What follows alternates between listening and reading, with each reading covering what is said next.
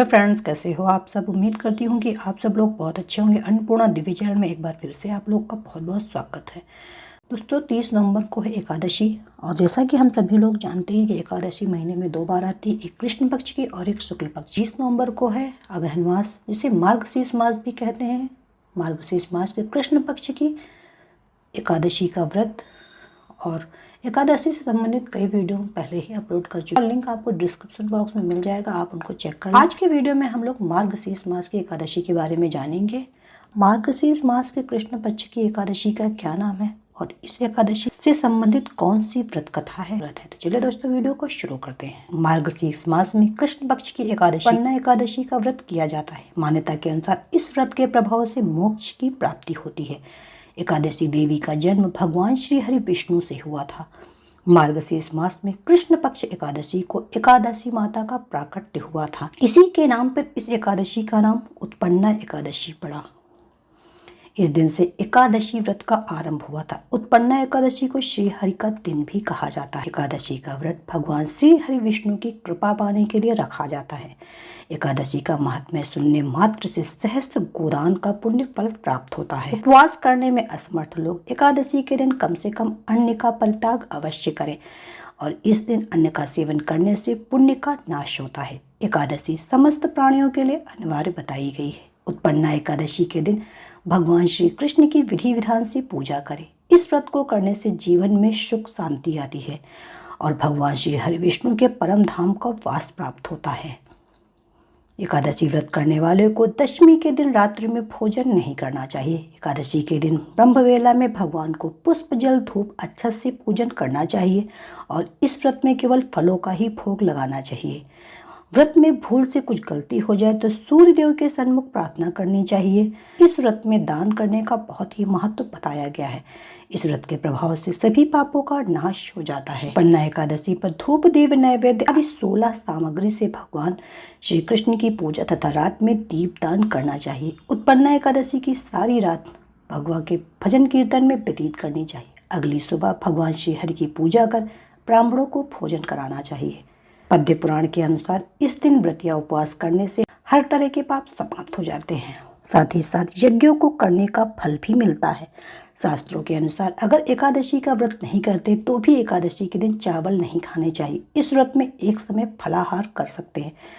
मार्गशीर्ष मास के कृष्ण पक्ष की 11वीं तिथि को भगवान विष्णु से एकादशी तिथि प्रकट हुई। पद्य पुराण के अनुसार श्री कृष्ण ने धर्मराज युधिष्ठिर को इस एकादशी की उत्पत्ति और इसके महत्व के बारे में बताया था। व्रतों में एकादशी को प्रधान और सब सिद्धियों को देने वाला माना गया है। ग्रंथों में बताया गया है कि उत्पन्ना एकादशी का व्रत करने से अश्वमेध यज्ञ करने के बराबर पुण्य की प्राप्ति होती है। ये व्रत करने से बुरे कर्म करने वाले पापी दुष्ट लोगों की संगत से बचना चाहिए। उत्पन्ना एकादशी के एक दिन पहले यानी दशमी तिथि को शाम के भोजन के बाद अच्छी तरह दातून करें ताकि अन्न का अंश मुंह में न रह जाए। इसके बाद कुछ भी नहीं खाएं, ना अधिक बोले। एकादशी की सुबह जल्दी उठकर नहाने के बाद व्रत का संकल्प लें। धूप दीप नैवेद्य आदि 16 चीजों से भगवान विष्णु की पूजा करें और रात को दीप दान करें। इस व्रत के दौरान जो कुछ पहले जाने अनजाने में पाप हो गए उनके लिए माफ़ी मांगनी चाहिए। अगले दिन सुबह फिर से भगवान की पूजा करें। ब्राह्मणों को भोजन कराकर दान देने के बाद ही खाना खाना चाहिए। मार्गशीर्ष मास के कृष्ण पक्ष की उत्पन्ना एकादशी का प्रारंभ मंगलवार 30 नवंबर को दोपहर 2 बजे से होगा तथा 1 दिसंबर बुधवार को दोपहर 12:55 तक रहेगा तथा दोपहर 12:55 पर मार्गशीर्ष मास के कृष्ण पक्ष की एकादशी की समाप्ति होगी और व्रत के पारण का समय 1 दिसंबर बुधवार को प्रातः 7:40 से प्रातः 9 बजे तक रहेगा। तो आइए दोस्तों जानें कि उत्पन्ना एकादशी से संबंधित कौन सी व्रत कथा है। इस संबंध में पौराणिक कथा के अनुसार सतयुग में मुर नाम का दैत्य उत्पन्न हुआ था। वह बड़ा बलवान और भयानक था। उस प्रचंड दैत्य ने इंद्र आदित्य वसु वायु अग्नि आदि सभी देवताओं को पराजित करके भगा दिया था। तब इंद्र सहित सभी देवताओं ने भयभीत होकर भगवान शिव से सारा वृत्तांत कहा और बोले, हे कैलाशपति, मुर दैत्य से भयभीत होकर सब देवता मृत्युलोक में फिर रहे हैं। तब भगवान शिव ने कहा, हे देवताओं, तीनों लोकों के स्वामी, भक्तों के दुखों का नाश करने वाले भगवान विष्णु की शरण में जाओ। वे तुम्हारे दुखों को दूर कर सकते हैं। शिव जी के ऐसे वचन सुनकर सभी देवता क्षीर सागर में पहुंचे। वहां भगवान को शयन करते देख हाथ जोड़कर उनकी स्तुति करने लगे। देवता स्तुति करते हुए कहने लगे, प्रभु आपको बारंबार नमस्कार है। देवताओं की रक्षा करने वाले मधुसूदन आपको नमस्कार है। आप हमारी रक्षा करें। दैत्यों से भयभीत होकर हम सब आपकी शरण में आए हैं। आप इस संसार के कर्ता, माता पिता, उत्पत्ति और पालन करता और संहार करने वाले, शांति प्रदान करने वाले, आकाश और पाताल भी आप ही हैं। सबके पितामह ब्रह्मा, सूर्य, चंद्र, अग्नि, सामग्री, होम, आहुति, मंत्र, तंत्र, जप, यजमान, यज्ञ, कर्म, भरता, भोक्ता भी आप ही हैं। आप सर्वव्यापक हैं। आपके सिवा तीनों लोकों में चर तथा अजर कुछ भी नहीं है। हे भगवान, दैत्यों ने हमको जीतकर स्वर्ग से भ्रष्ट कर दिया है और हम सब देवता इधर उधर भागे फिर रहे हैं। आप उन दैत्यों से हम सबकी रक्षा करें। ऐसे इंद्र के ऐसे वचन सुनकर भगवान विष्णु कहने लगे कि हे इंद्र, ऐसे मायावी दैत्य कौन है जिसने सब देवताओं को जीत लिया है? उसका क्या नाम है, कितना बल है और किसके आश्रय में है तथा उसका स्थान कहाँ, यह सब मुझसे कहो। भगवान के ऐसे वचन सुनकर इंद्र बोले, भगवान, प्राचीन समय में एक जाढ़ी चंग नाम का राक्षस था।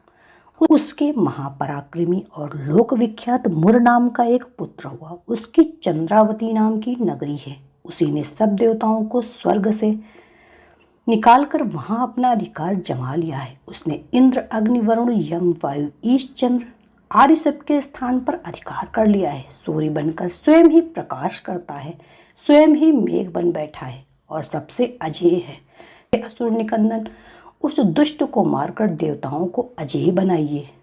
यह वचन सुनकर भगवान ने कहा, हे देवताओं, मैं शीघ्र उसका संहार करूंगा। तुम चंद्रावती नगरी जाओ। इस प्रकार कहकर भगवान सहित सभी देवताओं ने चंद्रावती नगरी की ओर प्रस्थान किया। दैत्य मुर सेना सहित युद्धभूमि में गरज रहा था। उसकी भयानक गर्जना सुनकर सभी देवता भय के मारे चारों दिशाओं में भागने लगे। जब स्वयं भगवान रणभूमि में आए तो दैत्य उन पर भी अस्त्र शस्त्र आयुध लेकर दौड़ पड़े। भगवान ने उन्हें सर्प के समान अपने बाणों से पींध डाला। बहुत से दैत्य मारे गए, केवल मुर ही बचा। वह अविचल भाव से भगवान के साथ युद्ध करता रहा। भगवान जो तीक्ष्ण बाण चलाते वह उसके लिए पुष्प सिद्ध होता। उसका शरीर छिन्न भिन्न हो गया, किंतु वह लगातार युद्ध करता रहा। दोनों के बीच मल्ल युद्ध 10,000 वर्षों तक चलता रहा, किंतु मुर नहीं हारा। थक हाकर भगवान बद्री का आश्रम चले गए। वहाँ हेमवती नामक सुंदर गुफा थी। उसमें विश्राम के लिए भगवान उसके अंदर प्रवेश कर गए। यह गुफा 12 योजन लंबी थी और उसका एक ही द्वार था। भगवान विष्णु वहाँ योग निद्रा की गोद में सो गए।